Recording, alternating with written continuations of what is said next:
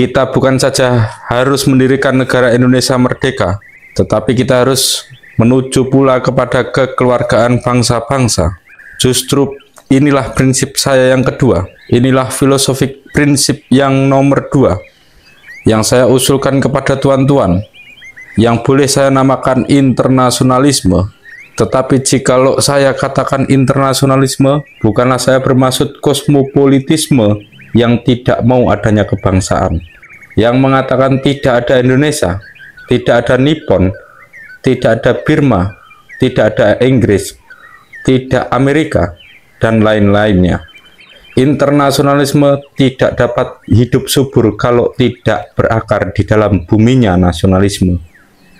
Nasionalisme tidak dapat hidup subur kalau tidak hidup dalam taman sarinya internasionalisme. Jadi, dua hal ini, saudara-saudara, prinsip 1 dan prinsip 2. Yang pertama-tama saya usulkan kepada tuan-tuan sekalian adalah bergandeng erat satu sama lain. Kemudian, apakah dasar yang ketiga?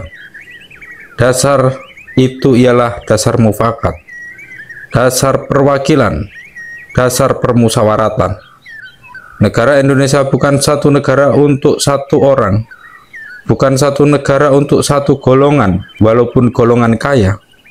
Tetapi kita mendirikan negara semua buat semua, satu buat semua, semua buat satu. Saya yakin bahwa syarat yang mutlak untuk kuatnya negara Indonesia ialah permusawaratan, perwakilan. Untuk pihak Islam, inilah tempat yang terbaik untuk memelihara agama. Saya pun adalah orang Islam. Maaf beribu-ibu, maaf, keislaman saya jauh belum sempurna. Tetapi kalau saudara-saudara membuka saya punya dada dan melihat saya punya hati, tuan-tuan akan dapati tidak lain tidak bukan hati Islam. Dan hati Islam Bung Karno ini ingin membela Islam dalam mufakat, dalam permusawaratan. Dengan cara mufakat kita memperbaiki segala hal, juga keselamatan agama, yaitu dengan jalan pembicaraan atau permusawaratan di dalam badan perwakilan rakyat.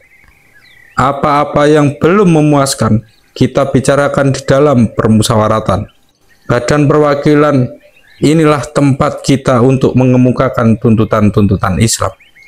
Disinilah kita usulkan kepada pemimpin-pemimpin rakyat apa-apa yang kita rasa perlu bagi perbaikan.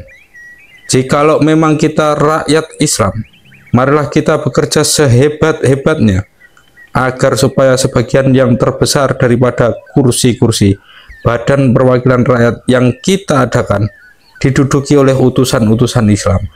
Jikalau memang rakyat Indonesia, rakyat yang bagian besarnya rakyat Islam, dan jikalau memang Islam di sini agama yang hidup berkobar-kobar di dalam kalangan rakyat, marilah kita pemimpin-pemimpin menggerakkan segenap rakyat itu agar supaya mengerahkan sebanyak mungkin utusan-utusan Islam ke dalam badan perwakilan ini.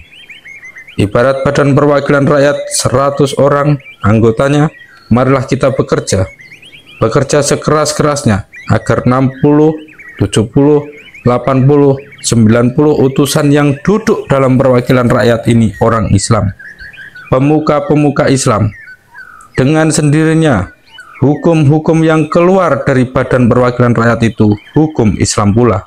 Malahan saya yakin jikalau hal yang demikian itu nyata terjadi, barulah boleh dikatakan bahwa agama Islam benar-benar hidup di dalam jiwa rakyat, sehingga 60%, 70%, 80%, 90% utusan adalah orang Islam, pemuka-pemuka Islam, ulama-ulama Islam.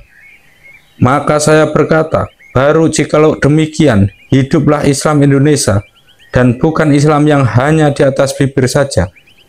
Kita berkata 90% daripada kita beragama Islam, tetapi lihatlah di dalam bidang ini berapa persen yang memberikan suaranya kepada Islam. Maaf 1000 maaf, saya tanya hal itu. Bagi saya hal itu adalah satu bukti bahwa Islam belum hidup sehidup-hidupnya di dalam kalangan rakyat. Oleh karena itu, saya minta kepada saudara-saudara sekalian, baik yang bukan Islam maupun terutama yang Islam, setujuilah prinsip nomor 3 ini, yaitu prinsip permusyawaratan, perwakilan. Dalam perwakilan nanti ada perjuangan sehebat-hebatnya. Tidak ada satu stat yang hidup, betul-betul hidup, jikalau di dalam badan perwakilannya tidak seakan-akan bergolak mendidih kawah condro di muko. Kalau tidak ada perjuangan paham di dalamnya, baik di dalam stat Islam, di dalam stat Kristen, perjuangan selamanya ada. Terimalah prinsip nomor 3, prinsip mufakat, prinsip perwakilan rakyat. Di dalam perwakilan rakyat, saudara-saudara Islam dan saudara-saudara Kristen, bekerjalah sehebat-hebatnya. Kalau misalnya orang-orang Kristen ingin bahwa tiap-tiap letter di peraturan-peraturan negara Indonesia harus menurut Injil, bekerjalah mati-matian, supaya sebagian besar daripada unsur-unsur yang masuk dalam perwakilan Indonesia ialah orang Kristen. Itu adil, fair play. Tidak ada satu negara boleh dikatakan negara hidup kalau tidak ada perjuangan di dalamnya. Jangan kira di Turki tidak ada perjuangan. Jangan kira dalam negara Nippon tidak ada pergeseran pikiran. Allah Subhanahu wa Ta'ala memberikan pikiran kepada kita agar dalam pergaulan kita sehari-hari kita selalu bergosok, selalu keluar daripada beras, dan beras itu akan menjadi nasi Indonesia yang sebaik-baiknya.